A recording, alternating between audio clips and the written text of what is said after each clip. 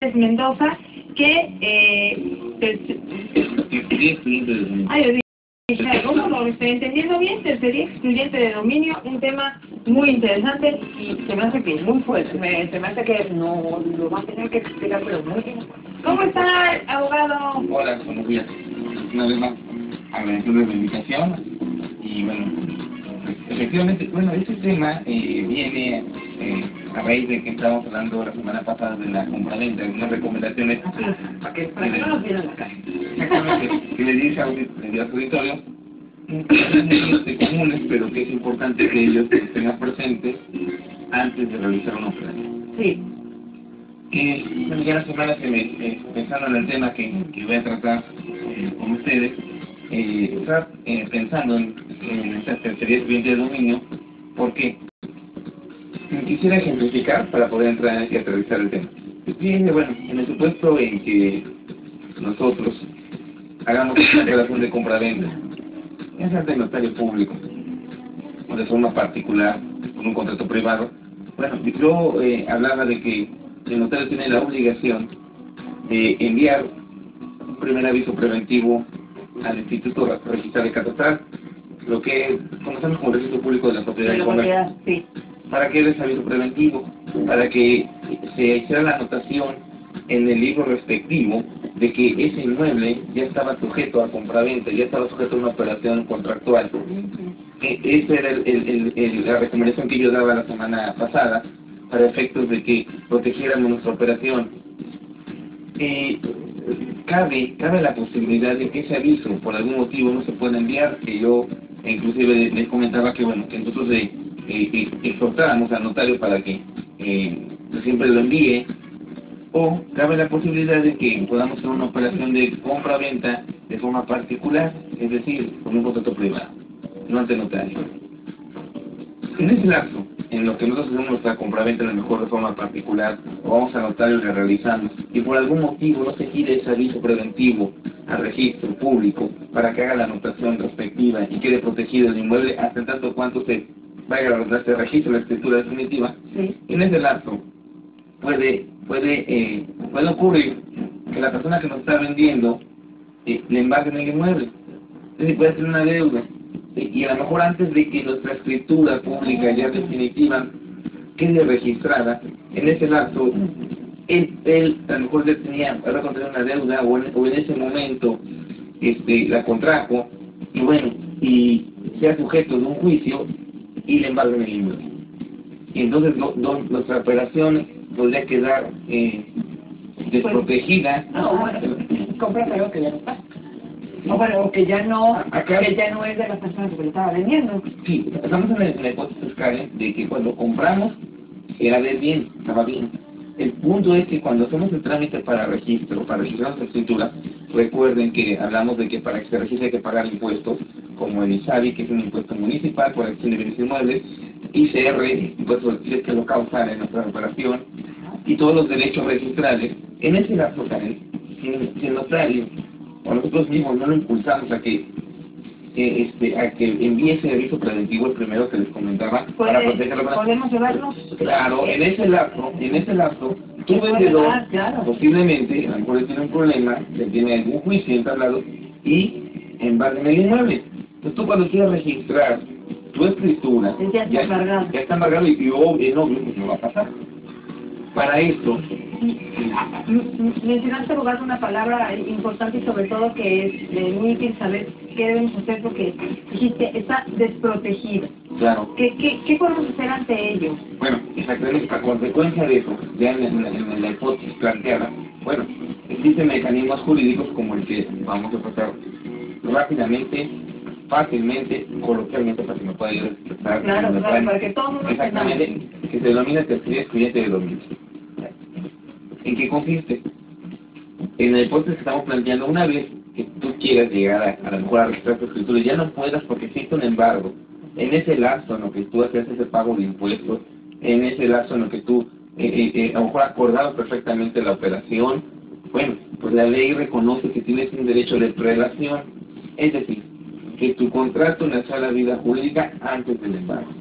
Por lo tanto, tú puedes acudir al juicio donde está el que te vendió el inmueble, o sea, está en un litigio y llega a promover una tercera experiencia de dominio. ¿En qué consiste? En que tú se vas a llegar con el juzgador, con tu documento de fecha cierta, de precio cierto también, que es de compra-venta y decirle, vamos, quiero empezar a hacer lo más bien, señor juez, con fecha tal, antes de que recayera el embargo, o antes de que embargaran el inmueble, yo ya le había comprado a Juan Pérez, por ponerme ejemplo. Sí.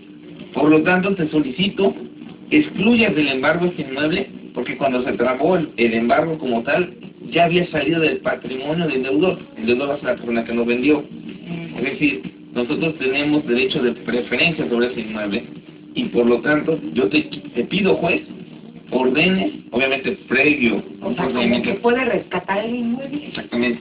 ¿No? Sí, exactamente. Lo que yo quiero plantear a su auditorio es que estén en conocimiento que estas figuras jurídicas existen para efecto de que no, bueno, primero que no sean timadas, como siempre lo he dicho, por el mismo desconocimiento, por profesionistas que luego hay un poco de falta de ética, o porque hay hermanos de alguien que desconozcan la materia, y bueno, lejos de resolver el problema, pues lo agranda. Lo agrava, claro. Lo agrava, exactamente. Entonces, sí se puede, o sea, esta figura como tal está permitida por la ley. Si nosotros tenemos un documento de fecha cierta, ¿sí?, ante el fedatario público, y en ese lapso el embargo recae sobre el inmueble que ya es de nuestra propiedad, pero que por causas ajenas, por diferentes causas, no fue registrado, vamos a hablar. Bueno, pues yo llego ante el juez y le digo, mire, pues en tal fecha me vendieron y en tal fecha recayó el embargo. Es decir, mi contrato de compra-venta tiene fecha preferente a este embargo. Entonces el juez acepta la demanda por retrasar, es decir, emplaza a tu comprador, a tu vendedor, perdón, a que demandó a tu vendedor, y empieza la litis. ¿Qué es lo que va a estar ahí en disputa? Que tu documento tenga los elementos de una compra-venta como tal.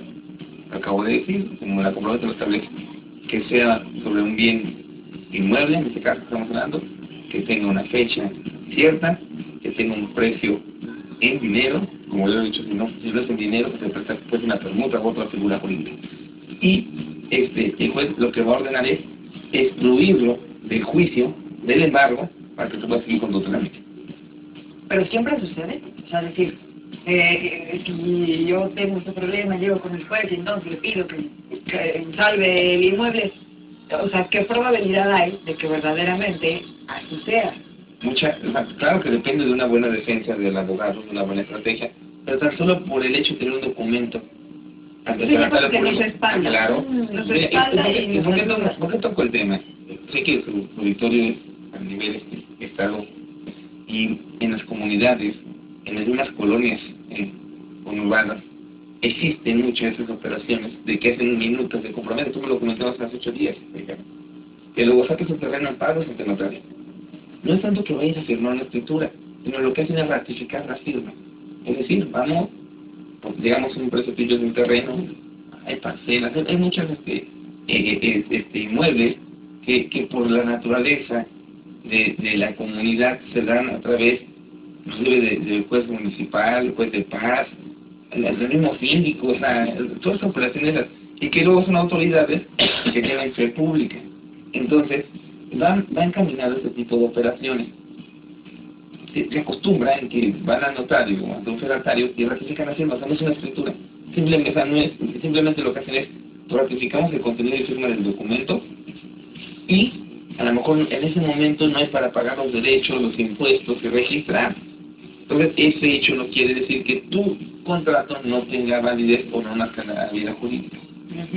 Es muy común, en alguna ocasión toqué el tema del ordenamiento de escritura, que se da con motivo de los contratos, de que yo fui a notario, ratifiqué el contrato, pero nunca se elevó a escritura pública, es decir, nunca se registró, sino simplemente fue un contrato privado. Pero mientras que esté el contrato, ¿es válido? Es válido, claro, la palabra. Aquí la clave es, además de empaparnos más del tema, tener conocimiento y tener una buena asesoría, es tener un documento que nos proteja en dado caso que esté presente esta situación. O sea, siempre que hagamos una compra-venta, debe de haber un papel de por medio, Debe haber un papel un contrato.